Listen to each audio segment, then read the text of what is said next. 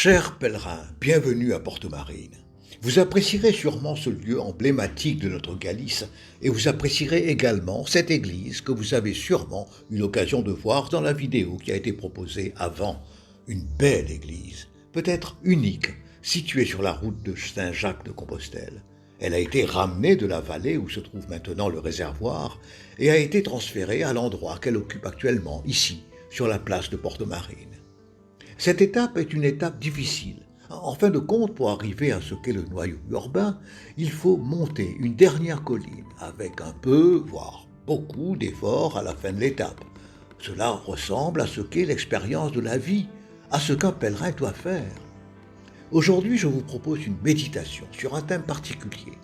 C'est le fait de découvrir Jésus aussi comme pèlerin, comme quelqu'un qui, au cours de sa vie, sait qu'il doit arriver à une fin, un but, qui au fond n'est rien d'autre que de savoir comment accomplir la volonté du Père. Quand on parle du pèlerin Jésus, et là je vais laisser divaguer mon imagination, mon esprit va vers rien de plus et rien de moins que l'Italie, mon esprit va à Florence. Il y a un peintre très célèbre que vous connaissez sûrement, qui est Fra Angelico. Il a peint sur la porte de la maison d'eau du couvent dominicain un tableau dans lequel Jésus apparaît avec un bâton, mais également avec un chapeau de pèlerin et deux frères l'accueillent. Pèlerin Jésus. Cette image de pèlerin Jésus pour nous est très belle. Pourquoi ? Parce que d'une part, elle évoque la réalité que nous découvrons dans les Écritures. Dans les Écritures, Jésus apparaît plusieurs fois en pèlerin. Regardez, quelle belle peinture. Et je ne sais pas, mais vous avez sûrement à l'esprit ce moment où Jésus va avec ses parents à Jérusalem et se perd dans le temple. Qu'avait-il fait ? Accomplir ce qui était une tradition des Juifs, faire un pèlerinage à Jérusalem. Puis, tout au long de sa vie, nous le voyons plusieurs fois en pèlerinage. Il monte à Jérusalem, nous disent les Écritures. Pourquoi monte-t-il à Jérusalem ? Parce qu'à ce moment-là, il allait où étaient célébrées différentes fêtes importantes, les fêtes rituelles des Juifs. Que faisait-il ? Il était en pèlerinage. C'est ainsi que les Écritures le définissent plusieurs fois. Vous êtes des pèlerins. Je l'ai été plusieurs fois aussi. Sur quoi un pèlerin doit-il avoir les idées claires ? Eh bien, en premier lieu, et Jésus, d'une manière ou d'une autre, le sait parfaitement, parce que c'est ce qu'il a dit. Accomplissez la volonté du Seigneur. Soyez très clairs sur l'origine de votre départ. Vous êtes partis d'un endroit, certains d'entre vous sont partis d'ici, d'Espagne, de la Rioja, d'autres sont partis d'ailleurs dans le monde. Nous savons d'où nous sommes partis, mais savons-nous aussi où nous voulons aller ?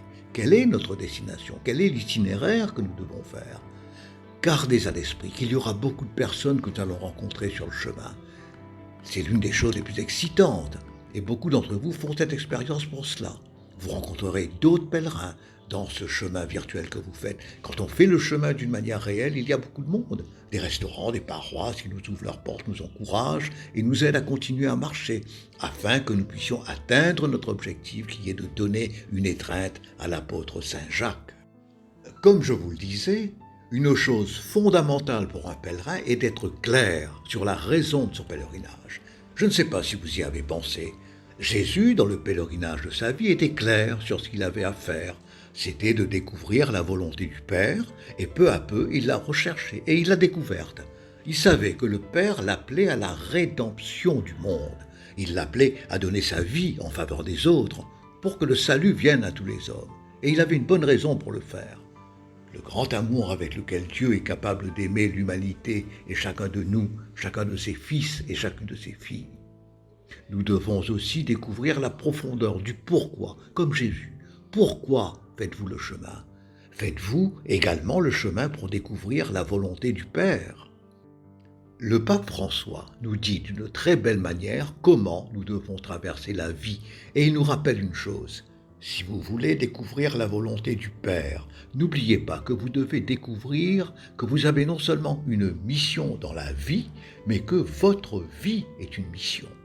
Le pape le dit aussi d'une autre manière qui me semble énormément attirante, de pouvoir découvrir cette réalité, de savoir quelle est la fin de votre vie, de connaître la volonté du Père.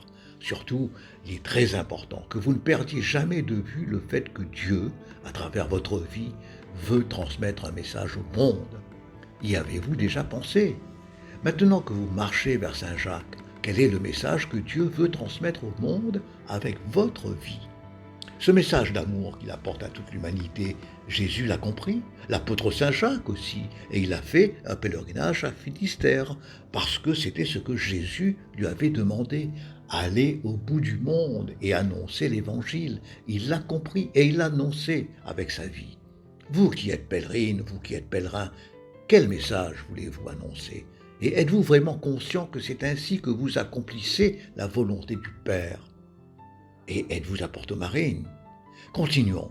Il vous reste très peu pour arriver à Saint-Jacques. Bon courage et bon chemin à tout le monde.